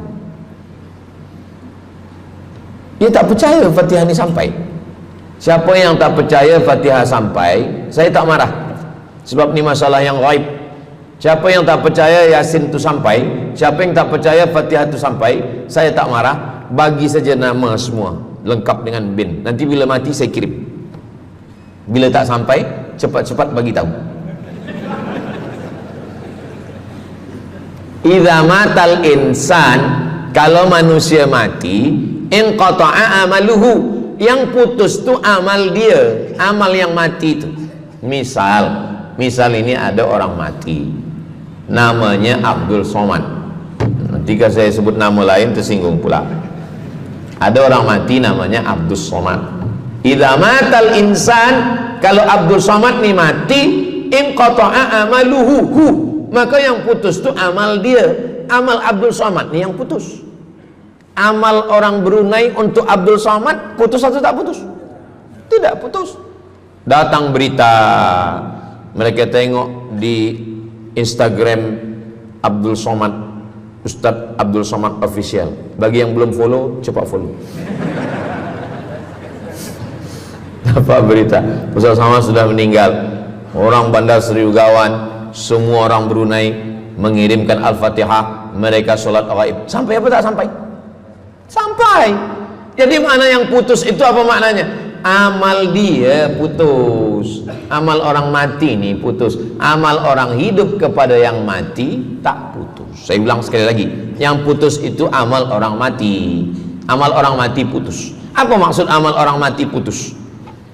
Kepada muslimin muslimat, sila datang ke masjid yang akan membagi tazkirah almarhum Abdul Somad. Itu putus. Mana boleh tazkirah lagi? Orang mati itu amalnya putus, tapi amal orang hidup untuk orang mati tidak putus. Kalau memang putus, kenapa ada amalnya yang tak putus? Ada amal dia yang tak putus. Ini Abdul Somad mati dia, amal dia semuanya putus, tapi ada amal dia yang tak putus. Pertama, shadaqatun jariyah. Sedekah itu kan amal dia, tak putus. Sedekah dia bina masjid dia, sedekah dia tahfiz Quran. Budak-budak tahfiz Quran itu menghafal Quran, jadi tuan guru, punya murid, punya pondok, maka tak putus. Amal dia tapi tak putus. Yang kedua, ilmun yuntafa'u bih, mengajar dia, diamalkan orang, tak putus. Waladun solihun, anak soleh. Anak soleh itu maksudnya, anak soleh itu kan amal dia. Nah, itu yang banyak orang yang tak paham. Macam mana amal soleh, macam mana amal soleh itu amal kita? Macam mana anak soleh itu amal kita?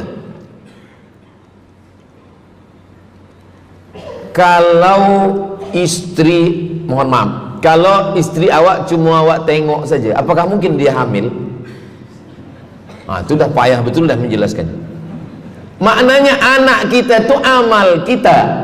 Maka kalau kita mati, dia tetap mengalir. Bukan berarti doa orang lain tak sampai. Ini banyak orang salah faham. Selepas orang meninggal, tak usah baca doa lagi, tak usah Allah maafin lahu lagi, tak usah baca Yasin lagi, tak sampai. Maksud putus itu amal orang mati itu putus. Kalaulah putus amal orang hidup kepada orang mati, tak ada salat jenazah. Nanti kalau ada orang mengatakan tak usah baca doa, kita udah putus semua, nanti bila dia mati jangan sembayangkan. Sebab sembahyang jenazah itu kan amal orang hidup untuk orang mati. Allahu Akbar, Allahu Akbar, Al-Fatihah, Allahu Akbar, salawat, Allahu Akbar, Allahumma ighfir lahu warhamhu wa'afihi wa'fu anhu, Allahu Akbar, Allahumma la tahrimna ajrahu wa la taftina ba'dahu waghfir lana wa lahu wa li ikhwanina alladhina sabaquna bil iman wa la taj'al fi qulubina ghillan lil ladzina amanu rabbana innaka ra'ufur rahim. Empat itu sampai, Al-Fatihah sampai, doa sampai, Al-Fatihah sampai, solawat sampai, doa takbir 3 sampai, doa takbir 4 pun sampai. Itu maknanya amal orang hidup sampai, tapi amal orang mati putus. Apakah orang mati itu tetap beramal? Orang mati tetap beramal, tapi katanya putus. Yang putus itu amal wajib. Sholat wajib, tak wajib lagi. Puasa wajib, tak wajib lagi. Adapun amal yang tak wajib, makanya kalau ada suami yang tak mau amal wajib, suruhlah dia mati. Mana dalil ustadz bahwa orang mati tetap beramal? Waktu Nabi Muhammad SAW Isra Mi'raj, Nabi Isra Mi'raj, Nabi tengok Nabi Musa sholat di dalam kuburnya. Padahal Nabi Musa sudah meninggal. Itu menunjukkan orang meninggal pun beribadah, tapi ibadah dia tidak wajib lagi. Waktu sampai di Masjidil Aqsa, Nabi Ibrahim sholat, Nabi Musa sholat, Nabi-Nabi sholat, padahal mereka sudah meninggal dunia. Itu menunjukkan bahwa orang mati beribadah, tapi ibadahnya tidak wajib. Yang kita wajib ini hanya dari akil baligh sampai kita mati. Siapa yang wajib sembahyang? Akil baligh. Siapa yang wajib puasa? Akil baligh. Siapa yang wajib haji? Akil baligh mampu. Ada orang akil, ada orang baligh tapi tak akil. Umur 15 tahun, 20 tahun, 30 tahun, baligh, umurnya sampai tapi tak akil, tak ada akal. Rufi'al qalam, kertas, pena. Pena dia terangkat, tak mencatat. Ada 3 orang yang penanya tak mencatat. Yang pertama, anis sobi hatta yahtalim, budak kecil sampai dia mimpi akil balik. Yang kedua, anin naim hatta yastayqiz, orang tidur sampai dia terjaga. Yang pertama, budak kecil sampai akil balik. Maka kalau nak nakal waktu kecil itulah. Menyesal saya Ustaz, waktu kecil dulu baik-baik. Yang kedua, anin naim hatta yastayqiz, orang tidur sampai dia jaga tidur. Makanya kalau nak buat dosa waktu tidurlah. Ada seorang suami tidur, selepas itu dia terjaga, dia katakan ke istri dia, Adinda, buah hati belayan jiwa, siang dan malam terbayang-bayang, makan tak kenyang, tidur tak lelap. Abang bermimpi malam tadi. Mimpi apa? Mimpi berbini lagi. Kata istri dia, engkau tidur lagi, mimpi lagi, ceraikan dia. Macam mana nak tidur lagi? Begitulah. Tapi perempuan ini tak ada di Brunei, di kampung saya. Sini baik-baik. Orang tidur, dia tidak boleh dihukum, sebab mimpi kita tak boleh buat-buat. naim hatta estetis, orang tidur sampai dia jaga tidur. Anil majnun hatta yafiq, orang gila sampai sehat. Orang gila tak diambil hukum, tak wajib sembahyang, tak wajib puasa. Itu maka kadang isteri kalau ada lelaki tak sembahyang, abang ni gila ke? Kata, aku tergila-gila dengan kamu sayang. Jadi siapa yang wajib? Macam mana dengan orang yang pikun, hilang ingatan? Hilang ingatan bila dari mula zuhur azan sampai waktu asar habis, ingatan dia hilang, maka dia tak wajib sembahyang.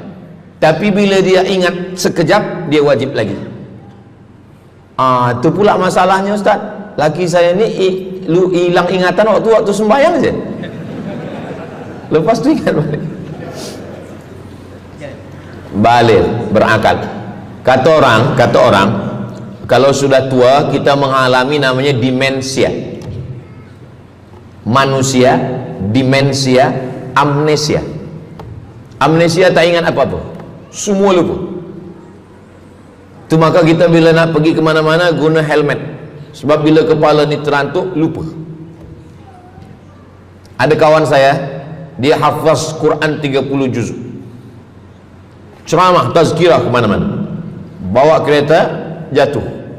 Kata dia banyak ayat-ayat yang hilang, maka aku kalau sembahyang ayat pendek-pendek.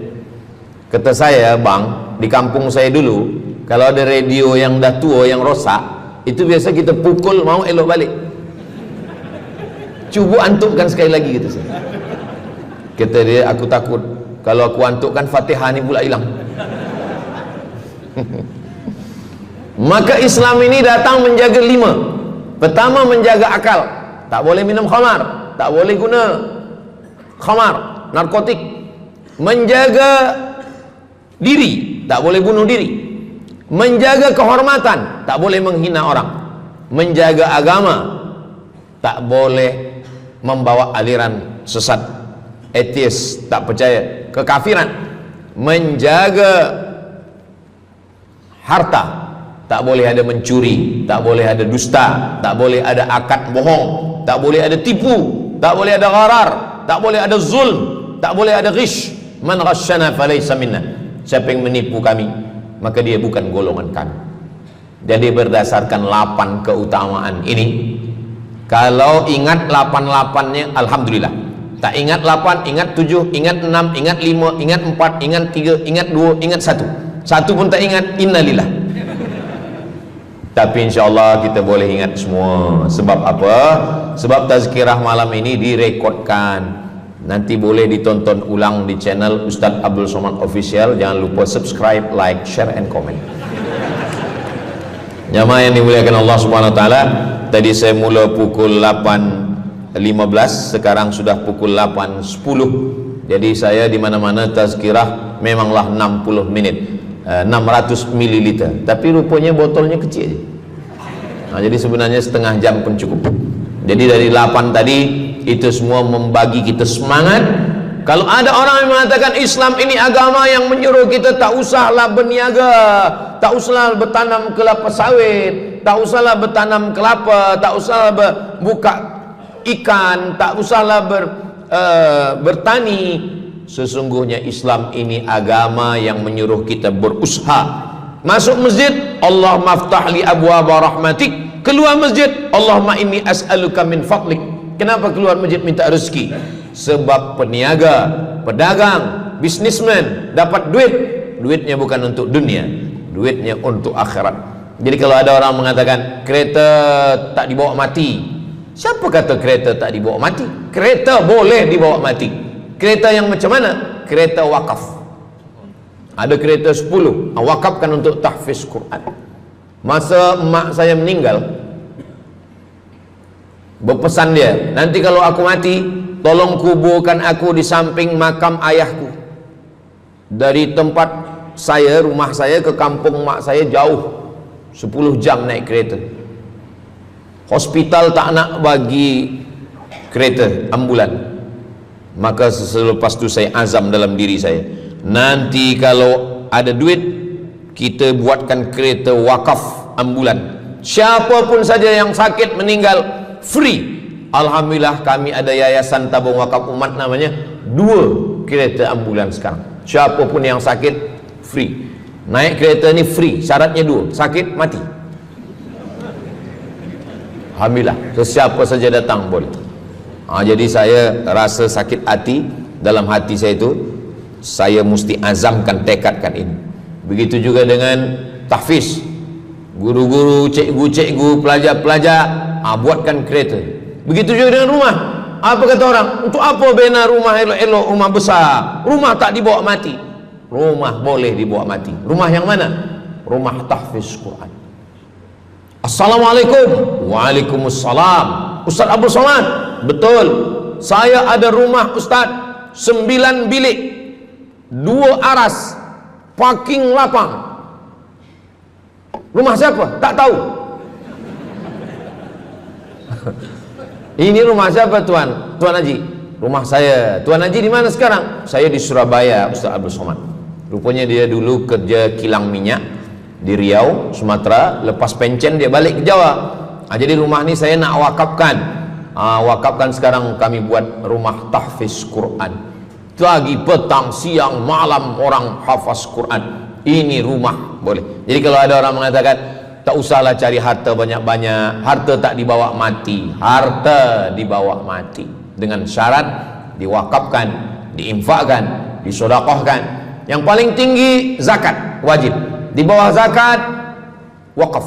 Wakaf mesti ada 4. Orang yang berwakaf, orang yang menerima wakaf, harta yang diwakafkan, ada ijab dan qabul. Di bawah wakaf infak. Di bawah infak baru sedekah. Kenapa infak lebih tinggi daripada sedekah? Sebab infak adalah harta, sedangkan sedekah tak harta pun sedekah. Senyum itu sedekah. Makanya yang kalau ada box di depan masjid, box di tepi jalan, itu yang tepat ditulis box infak, jangan box sedekah. Sebab kalau box sedekah nanti orang senyum aja. Tabassumika fi wajhi akhika sedekah. Senyummu ke wajah saudaramu adalah sedekah. Tolong untuk dibaca Ustaz.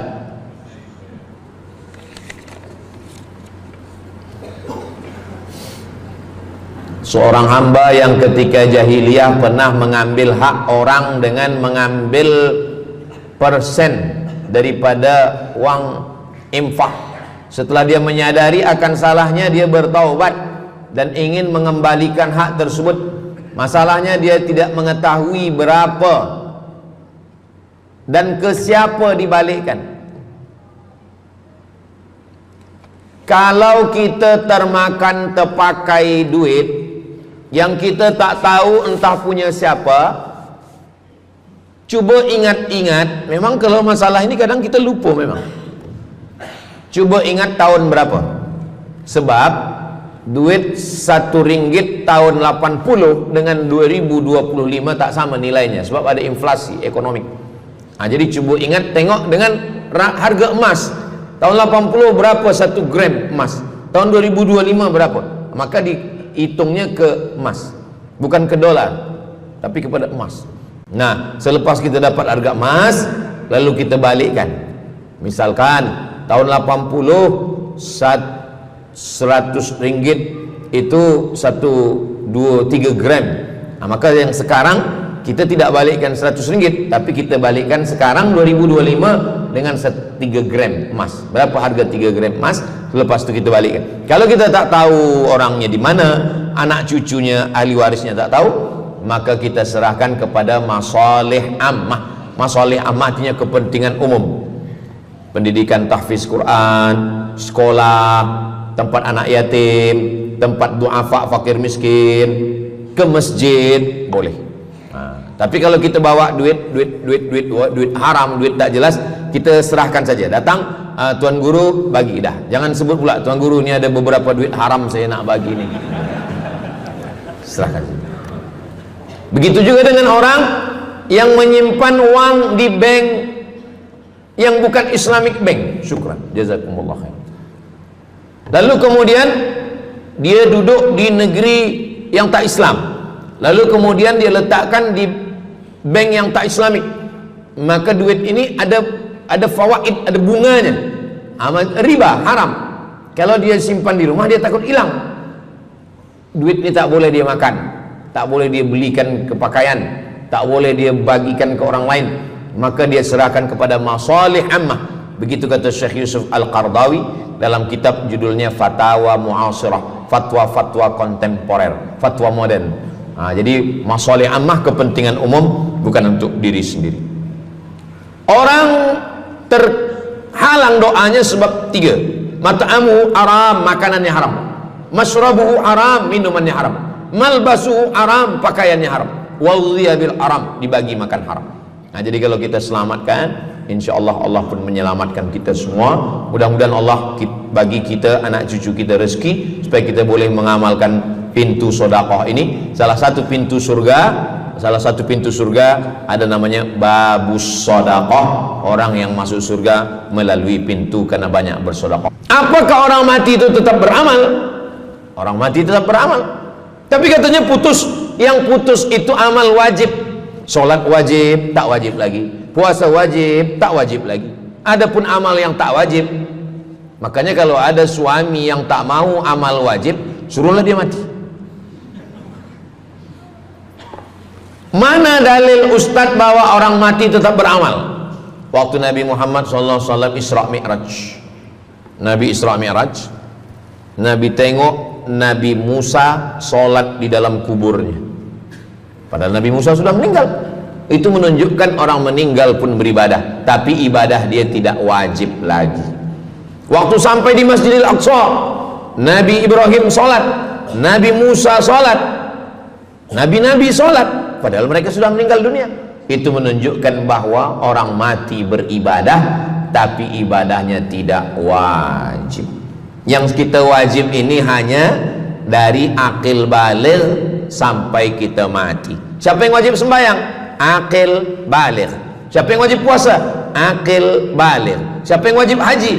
Akil baligh mampu.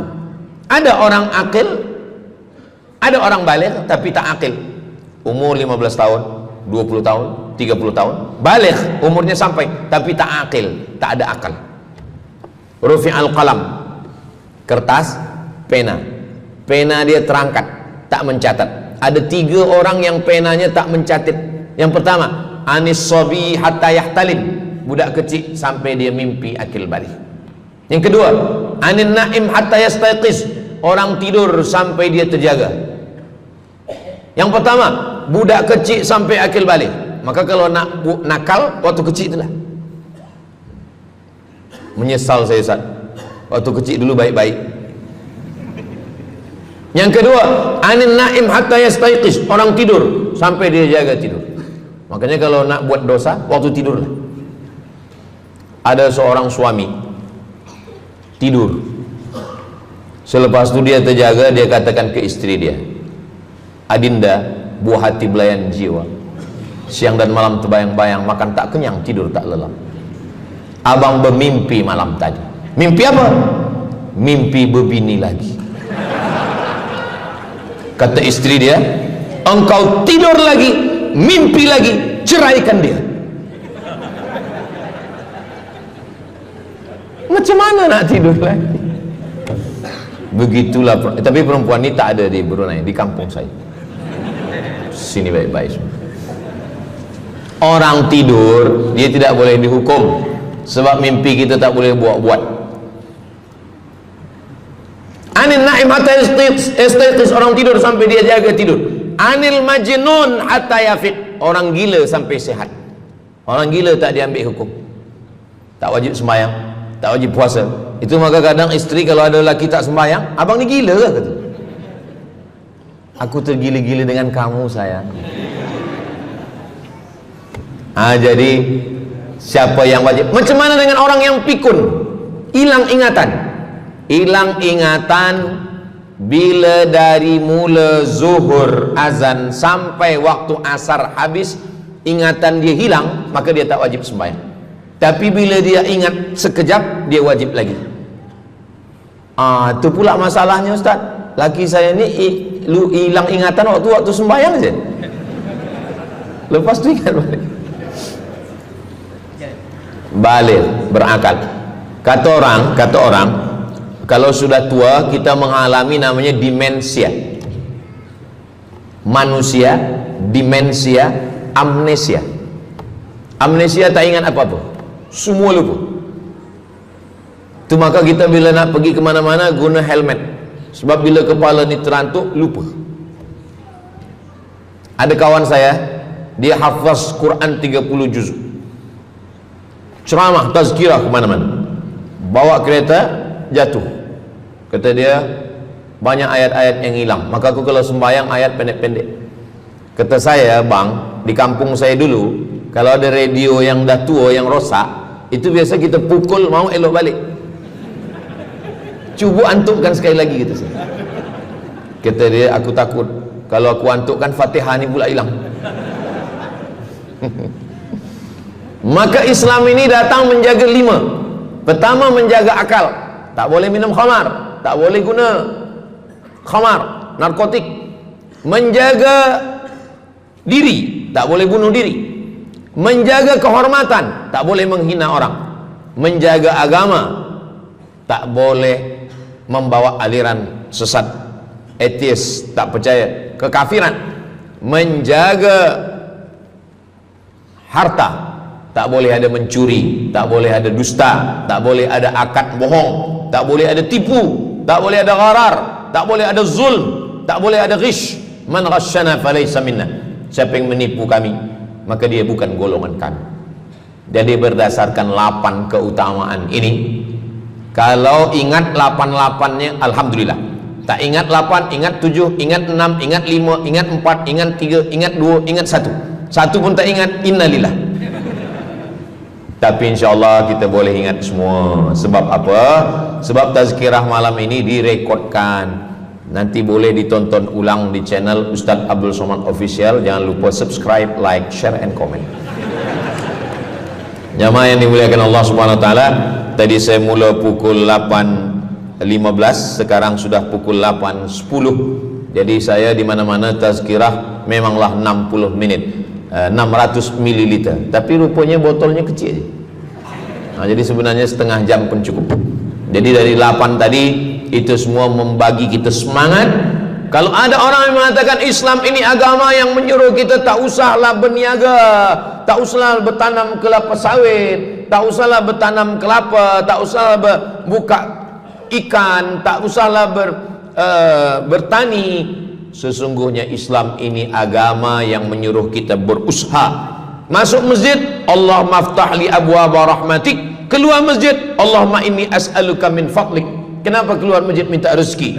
Sebab peniaga, pedagang, bisnismen dapat duit, duitnya bukan untuk dunia, duitnya untuk akhirat.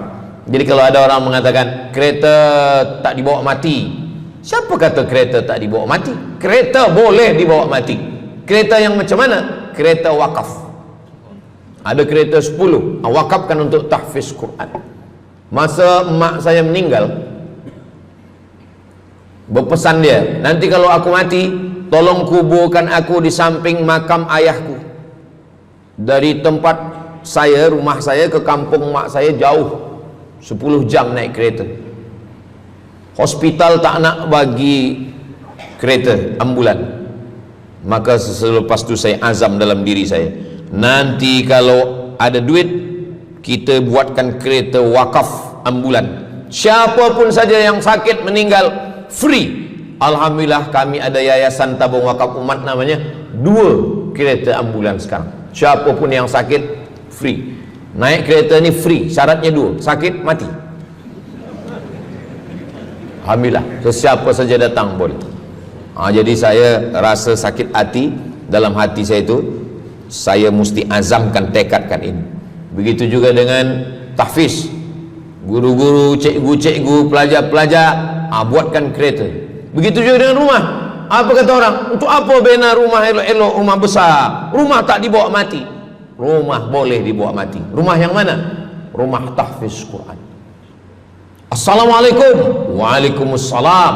Ustaz Abdul Somad, betul, saya ada rumah Ustaz, 9 bilik, 2 aras, parking lapang.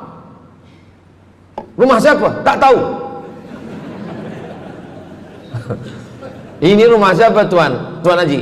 Rumah saya. Tuan Haji di mana sekarang? Saya di Surabaya, Ustaz Abdul Somad. Rupanya dia dulu kerja kilang minyak di Riau, Sumatera. Lepas pencen dia balik ke Jawa. Jadi rumah ini saya nak wakafkan. Wakafkan sekarang kami buat rumah tahfiz Quran. Pagi, petang, siang, malam orang hafaz Quran. Ini rumah boleh. Jadi kalau ada orang mengatakan tak usahlah cari harta banyak-banyak, harta tak dibawa mati. Harta dibawa mati dengan syarat diwakafkan, diinfakkan, disedekahkan. Yang paling tinggi zakat wajib. Di bawah zakat wakaf. Wakaf mesti ada 4. Orang yang berwakaf, orang yang menerima wakaf, harta yang diwakafkan, ada ijab dan qabul. Di bawah wakaf infak. Di bawah infak baru sedekah. Kenapa infak lebih tinggi daripada sedekah? Sebab infak adalah harta, sedangkan sedekah tak harta pun sedekah. Senyum itu sedekah. Makanya yang kalau ada box di depan masjid, box di tepi jalan, itu yang tepat ditulis box infak, jangan box sedekah. Sebab kalau box sedekah nanti orang senyum aja. Tabassumika fi wajhi akhika sedekah. Senyummu ke wajah saudaramu adalah sedekah. Tolong untuk dibaca Ustaz.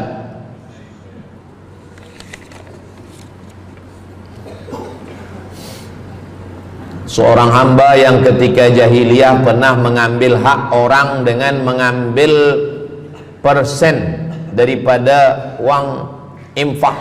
Setelah dia menyadari akan salahnya, dia bertaubat dan ingin mengembalikan hak tersebut. Masalahnya dia tidak mengetahui berapa dan ke siapa dibalikkan. Kalau kita termakan terpakai duit yang kita tak tahu entah punya siapa, cuba ingat-ingat. Memang kalau masalah ini kadang kita lupa memang. Coba ingat tahun berapa. Sebab duit RM1 tahun 80 dengan 2025 tak sama nilainya, sebab ada inflasi ekonomi. Jadi coba ingat, tengok dengan harga emas. Tahun 80 berapa 1 gram emas, tahun 2025 berapa. Maka dihitungnya ke emas, bukan ke dolar, tapi kepada emas. Nah, selepas kita dapat harga emas, lalu kita balikkan. Misalkan tahun 80 100 ringgit itu 3 gram. Maka yang sekarang kita tidak balikkan 100 ringgit, tapi kita balikkan sekarang 2025 dengan 3 gram emas. Berapa harga 3 gram emas?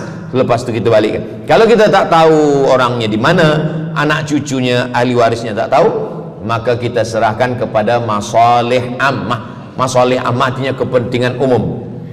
Pendidikan tahfiz Quran, sekolah, tempat anak yatim, tempat duafa fakir miskin, ke masjid boleh.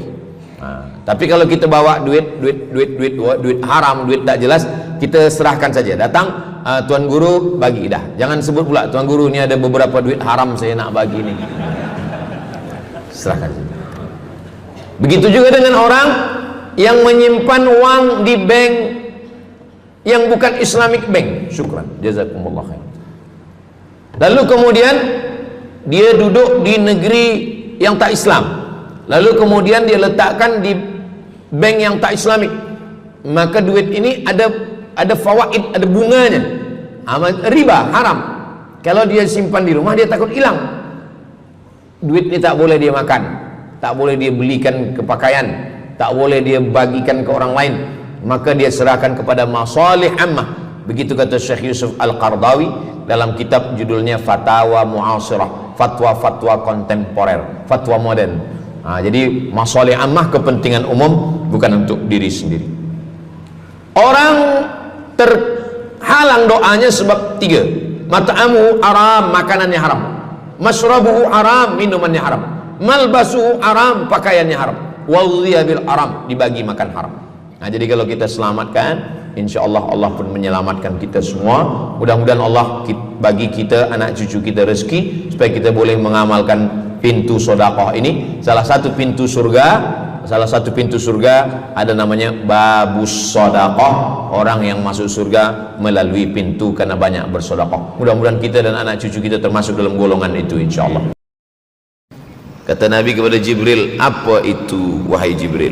Kata Jibril, itulah dunia. Dunia sudah tua, tapi dia tetap juga ingin menampakkan dirinya muda. Dunia ini sudah tua, tak lama lagi akan hancur binasa.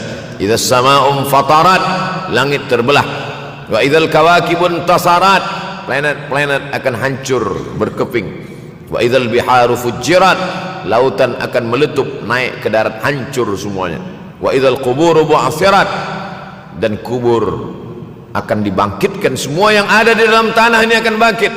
Alimat nafsum ma qaddamat wa akharat.